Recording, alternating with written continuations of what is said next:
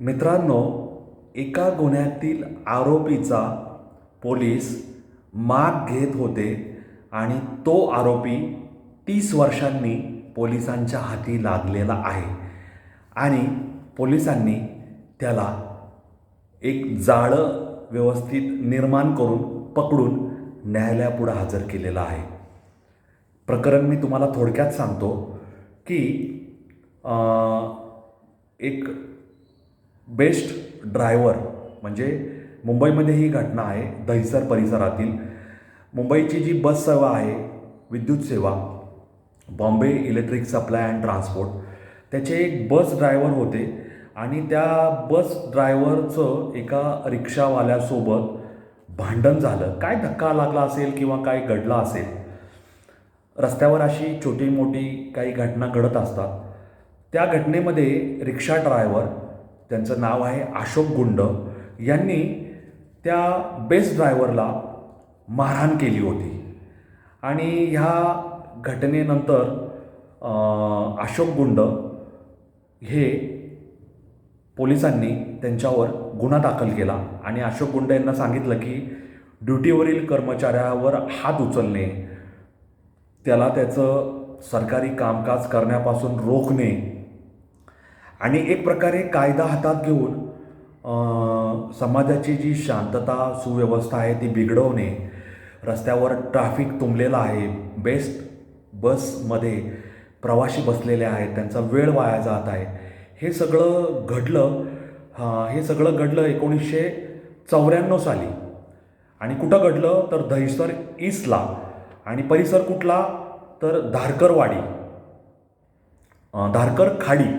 तर ह्या सगळ्या घटनेमध्ये पोलिसांनी योग्य ती कारवाई केली आणि गुंड यांना ह्या घटनेमध्ये अटक करून, कारण त्यांनी त्या ड्रायव्हरला मारहाण केली होती, बदडलं होतं. आणि मग पोलिसांनी गुन्हा कुठला दाखल केला, voluntarily causing hurt to deter a public servant from doing his duty. आणि त्यांना अटक केलं आणि त्यांना न्यायालयापुढे हजर केलं. न्यायालयाने त्यांना जो काही रीतसर जामीन असतो, जात मुचलका किंवा काय बॉन्ड्स वगैरे, ती सगळं ठरवून श्युअरिटी वगैरे घेऊन त्यांना बेलवर म्हणजे जामिनावर मुक्त केलं.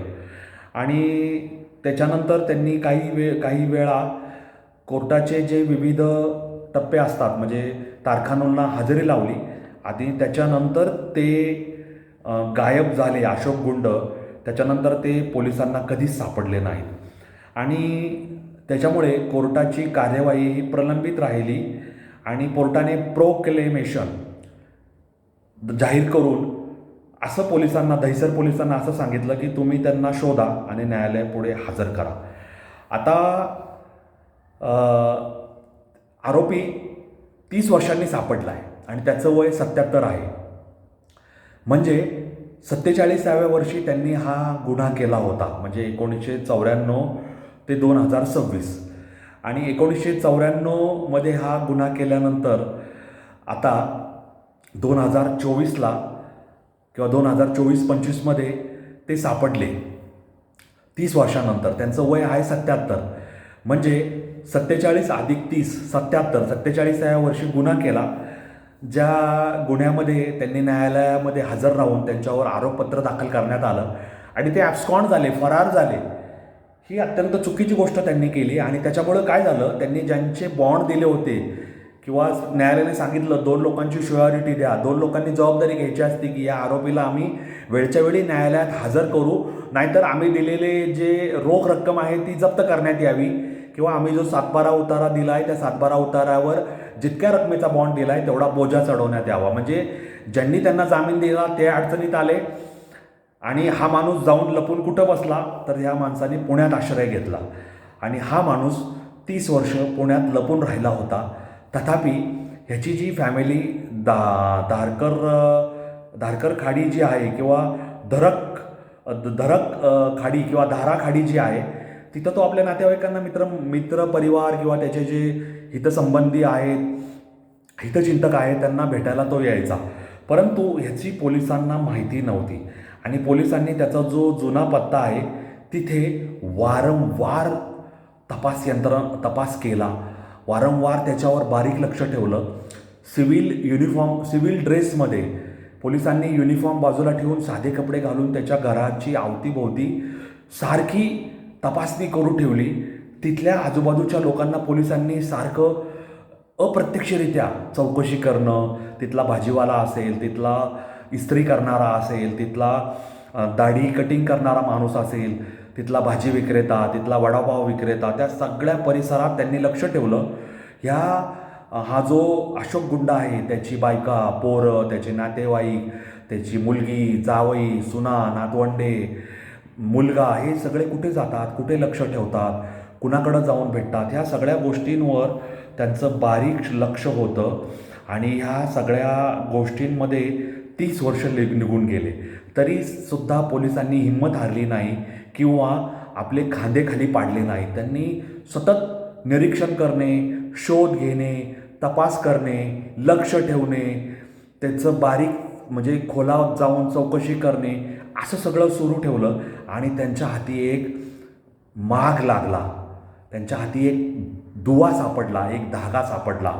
काय की हा माणूस अधूनमधून आपल्या मित्रपरिवाराला भेटायला येतो आणि ह्या शेजाऱ्यांना भेटण्यासाठी, हितचिंतकांना भेटण्यासाठी तो अधूनमधून येत असतो. परंतु तो लपून छपून रात्री बेरात्री पहाटे येत असतो, असं पोलिसांना कळालं होतं. आणि पोलिसांनी मग त्याचा आपलं जाळं विणलं आणि एक असा ट्रॅप, एक असा त्यांनी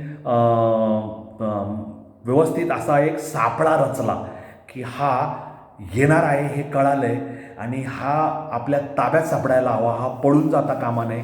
म्हणून पोलिसांनी व्यवस्थित सापळा रचला आणि हा अशोक गुंड आपल्या घरी, आपल्या परिसरात नातेवाईकांना, शेजाऱ्यांना भेटायला आला.